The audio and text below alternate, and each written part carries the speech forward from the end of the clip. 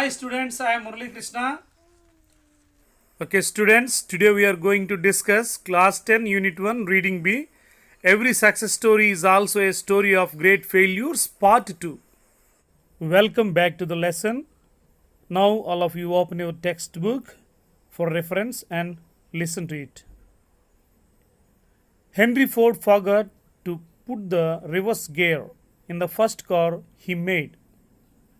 Henry Ford మర్చిపోయాడు reverse gear పెట్టడం అనమాట మొదట తను తయారు చేసిన కార్కి. Henry Ford was the founder of Ford motor company, one of the largest motor vehicles company from the city of Detroit, Michigan state, United states of America. మరి ఇతను ఇంత పెద్ద కంపెనీకి ఫౌండర్ అయి ఉండి మొదటి కార్ని రివర్స్ గేర్ లేకుండా పెట్టాడు. మరి అంతటితో అతను ఆగిపోయి ఉంటే ఇంకా లేదు, కానీ చాలా గొప్ప వ్యక్తి అయ్యాడు. చాలా ఫోర్డ్ ఫౌండేషన్ కూడా ఉంది. డెవలపింగ్ కంట్రీస్లో రోడ్స్ వేయడము అలాంటివి కూడా చేస్తున్నాడు ఈయన. డెవలపింగ్ కంట్రీస్ అంటే ఆఫ్రికన్ కంట్రీస్, ఇండియా ఇలాంటివి అనమాట. ఏషియన్ కంట్రీస్, వర్ధమాన దేశాలు అంటాం మనం, అభివృద్ధి చెందుతున్న దేశాలు. ఇలాంటి దేశాల్లో రోడ్లు వేయడానికి కానీ ఫోర్డ్ ఫౌండేషన్ చాలా కార్యక్రమాలు చేస్తున్నారు. Do you consider these people failures? They succeeded in spite of problems, not in the absence of them, but to the out side world it appears as though they just got lucky. మరి ఇలాంటి వాళ్ళని మనం వైఫల్యాలను పిలుద్దామా? ఇలాంటి వాళ్ళంటే అదే they succeeded in spite of problems. ఎన్నో సమస్యలు ఉన్నప్పటికీ గెలిచిన వాళ్ళు, అవి లేకుండా అయితే కాదనమాట. కానీ బయట ప్రపంచానికి వాళ్ళు ఏదో లక్కీగా ఉన్నట్టు అనిపిస్తుంది. యాజ్ దో అంటే అలా ఉన్నట్లు అని అనమాట. For example, he talks as though he were A prime minister. అతను ఏదో ప్రైమ్ మినిస్టర్ లాగా మాట్లాడుతున్నాడు రా, అలాగా కూడా వాడచ్చు అన్నమాట. సరే, now we are going to see a small comprehension passage. Okay, they succeeded in spite of problems, not in the absence of them. Who do they refer to? మరి ఇక్కడ దే అంటే ఎవరు? వాళ్ళు విజయం సాధించారు అంటే వాళ్ళు ఎవరు? Winners, victors. లేదంటే the people who succeeded in spite of problems. ఎన్నో సమస్యలు ఉన్నా కానీ విజయం సాధించిన వాళ్ళు హూ అంటే. Okay, next question. What does the word them refer to? Them అనే పదం దేన్ని సూచిస్తుంది? Not in the absence of them. మరి దెమ్ అంటే ప్రాబ్లమ్స్ లేకుండా వాళ్ళు విజయం సాధించలేదు. The word them refers to problems. All success stories are stories of great failures. మరి ప్రతి విజయగాథలన్నీ కూడా ఎన్నో వైఫల్యాలు కూడా చెంది ఉన్నాయి. వైఫల్యాలు గాథలే ఒకప్పుడు. The only difference is that every time they failed they bounced back. అయితే తేడా ఏంటంటే వాళ్ళు విఫలమైన ప్రతిసారి వాళ్ళు అదే వేగంతో తిరిగి ప్రయత్నం చేస్తున్నారు. This is called failing forward rather than backward. దీన్నే ఓటమి చెందుతూ ముందుకెళ్ళడం అంటారు, వెనక్కి వెళ్ళకుండా. You learn and move forward. Learn from your failure and keep moving. మరి మీరు నేర్చుకుంటారు, ముందుకెళ్తారు. మరి వైఫల్యాల నుండి నేర్చుకుని అలాగే కొనసాగించాలి ముందుకెళ్ళడం. అదనమాట మనం తెలుసుకోవాల్సింది. In 1914, Thomas Edison, at age 67, lost his factory, which was worth a few $1 million on fire. It had very little insurance. ఎన్నో మిలియన్ల డాలర్లు విలువ చేసే తన ఫ్యాక్టరీ కాలిపోయింది. దానికి ఇన్సూరెన్స్ కూడా చాలా తక్కువ ఉంది. No longer a young man, Edison watched his lifetime effort go up in smoke and said, "There is great value in disaster. All our mistakes are burnt up. Thank God we can start anew." In spite of the disaster, 3 weeks later, he invented the phonograph. What an attitude. Thomas Edison యువకుడు కూడా కాదు. తన జీవితాంతం చేసిన శ్రమంతా కాలిపోయింది, బూడిదైపోయింది, ఇక్కడ పొగ అయింది అన్నారు. అతను అంటున్నాడు ఇలాగా, డిజాస్టర్ మీన్స్ కెలామిటీ, విపత్తులో చాలా విలువ ఉంది. మన తప్పులన్నీ కాలిపోయాయి. దేవుడా నీకు ధన్యవాదాలు, కొత్తగా ప్రారంభించవచ్చు. అన్నాడు. అయితే ఇది జరిగిన 3 వారాల తర్వాత ఇతను ఫోనోగ్రాఫ్ కనిపెట్టాడు. చూడండి అతని వైఖరి ఎంత బాగుందో. Phonograph is like tape recorder. Below are more examples of the failures of successful people. విజయం సాధించిన వాళ్ళ యొక్క ఎన్నో వైఫల్యాలను ఇక్కడ మనం ఉదాహరణగా చూద్దాం. Thomas Edison failed approximately 10,000 times while he was working on the light bulb. ఈయన ఒక 10,000 times ట్రై చేశాడు బల్బు కనిపెట్టడానికి. ఎందుకంటే ఆయన ఫిలమెంట్గా టంగ్స్టన్ లాస్ట్కి వాడాడు అనమాట. అంతకుముందు కాపర్ వాడుండొచ్చు, సిల్వర్ వాడుండొచ్చు, ఐరన్ వాడుండొచ్చు, అలా చాలా ట్రయల్స్ చేసి ఉండొచ్చు. నెక్స్ట్ అందులో గ్యాస్, నోబుల్ గ్యాసెస్ పెడతారు, జ్యూనాన్, నియాన్, క్రిప్టాన్, హీలియం ఇలాంటివి. మరి అంతకుముందు ఏమేమి గ్యాసెస్ పెట్టాడు, ఎలా చేశాడు అనేది చూడండి, చాలా టైమ్స్ పట్టుండొచ్చు. We remember something about Henry Ford. ఇంకోసారి మనం హెన్రీ ఫోర్డ్ గురించి తెలుసుకుందాం. Actually formerly he was working in the company of Thomas Alva Edison. After that, along with his friends from Detroit, he started a new company named Henry Ford Company at the age of 40, but they lost everything with that company. మరి 40 ఏళ్ళప్పుడు henry Ford company పెట్టారు, కానీ చాలా నష్టపోయారు. అయినా కానీ అతను ఆగిపోలేదు. Again he started the Ford Motor Company and successfully he went forward. Here another link. Lee Iacocca was fired by Henry Ford too at the age of 54. Lee Iacocca worked in the company of Henry Ford, but Henry Ford's son Henry Ford too removed Lee Iacocca from his job at age 54. He is Henry Ford, Lee Iacocca. Next, after losing his job, he started Chrysler Company. Successfully, he did it. Young Beethoven was told that he had no talent for music, but he gave some of the best music to the world. He made many albums. Now you can see an album, Music for Brain Power. It's very wonderful. ఇంకోసారి point 2 చూడండి. All of you look at the point 2. Henry Ford was broke at the age of 40. ఇక్కడ broke అనేది verb అనుకుంటాం మనము, కానీ it's not a verb, it is adjective. యాక్చువల్గా మనం was, is, ఇలా యామ్, ఈ బీ ఫార్మ్స్ తర్వాత వెర్బ్ 3 ఉంటుంది. అంటే వీ ఎక్స్పెక్ట్ బ్రోకెన్. ఇక్కడ బ్రోకెన్ ఉంటే బాగుంటుంది అనుకుంటున్నాం మనం, కానీ ఇక్కడ ఇది వెర్బ్ కాదు, అడ్జెక్టివ్. మరి దీనికి అర్థం ఏంటి? బ్రోక్ అంటే బ్యాంక్ క్రప్ట్ అవడం అనమాట, అంటే దివాళా తీయడం.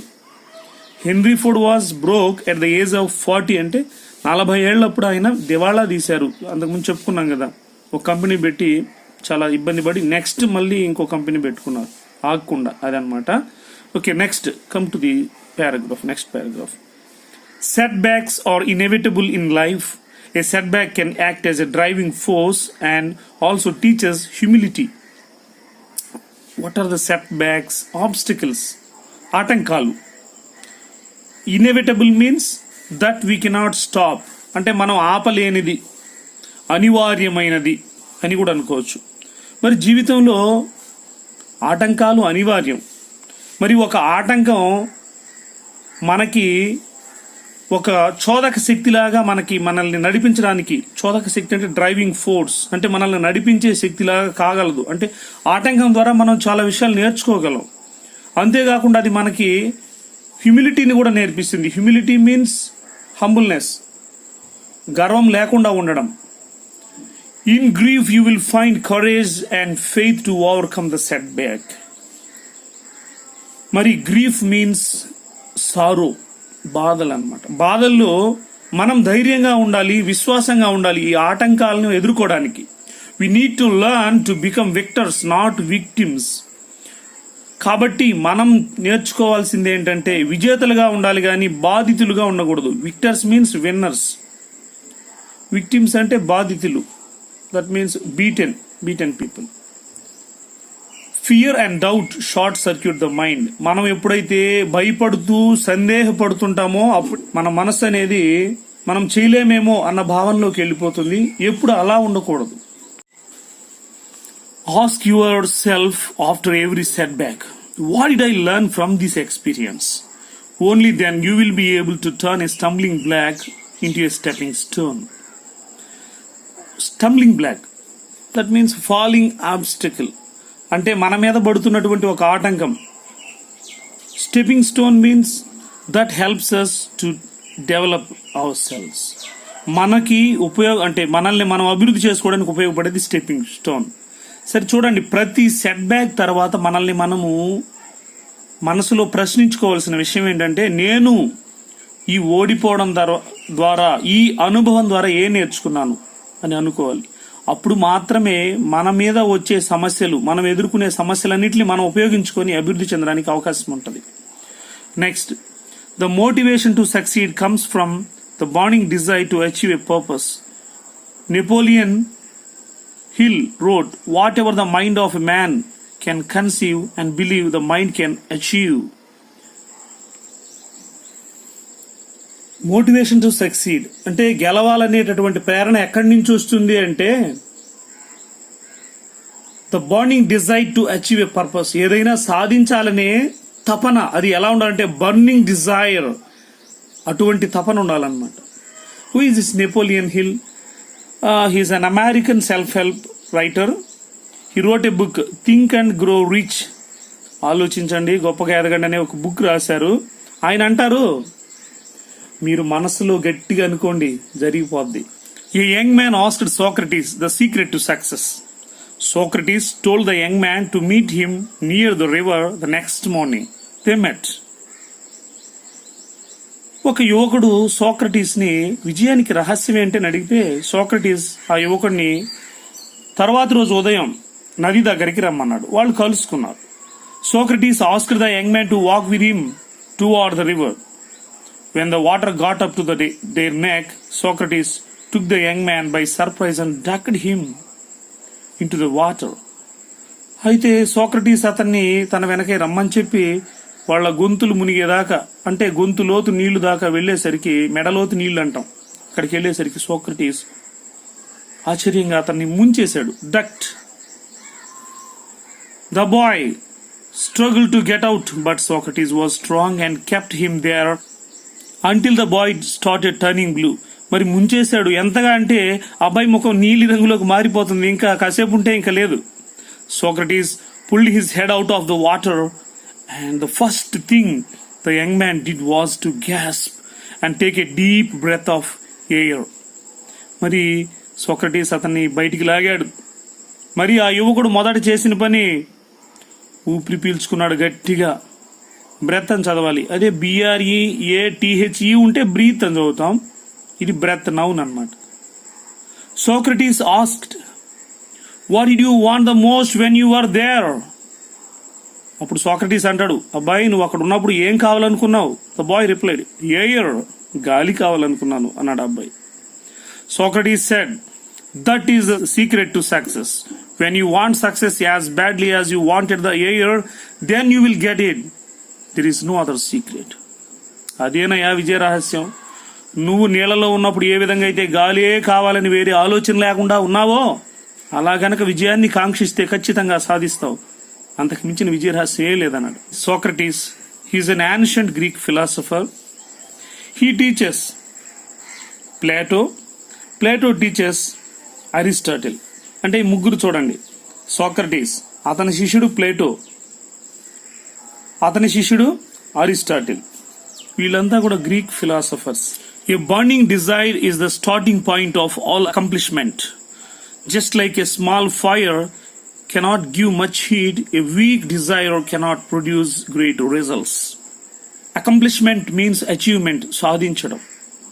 ఏది సాధించాలన్నా దానికి తొలిమెట్టు తపన, కోరిక, సాధించాలన్నటువంటి burning desire.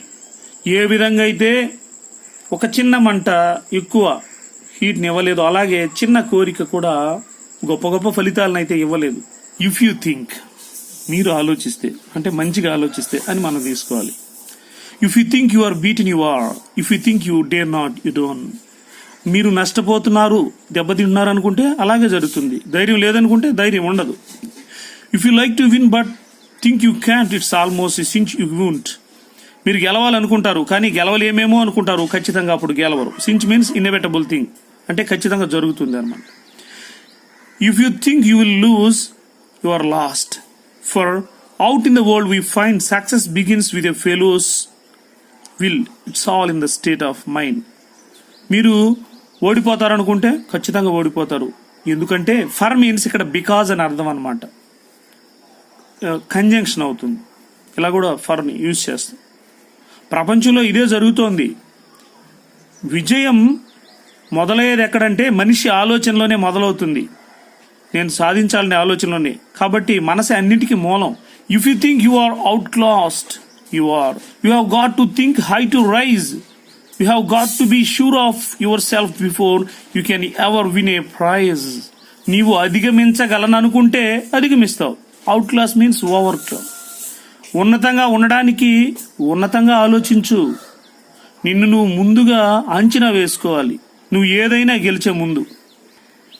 Life battles don't always go to the stronger and faster man, but sooner or later the man who wins is the man who thinks he can. వాడు ఎంత దృఢవంతుడైనా ఎంత వేగవంతుడైనా వానికే ముందు కష్టాలు తొలగిపోవు.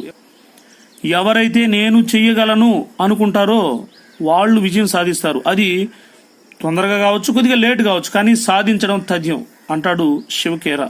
Okay, శివకేరా is from Dhanbad, but he migrated to United states of America and became self-help books author. He wrote many books. Dhanbad, you know, it is in Jharkhand. You can go through the book for more details. Okay, students, this is the end of the part 2.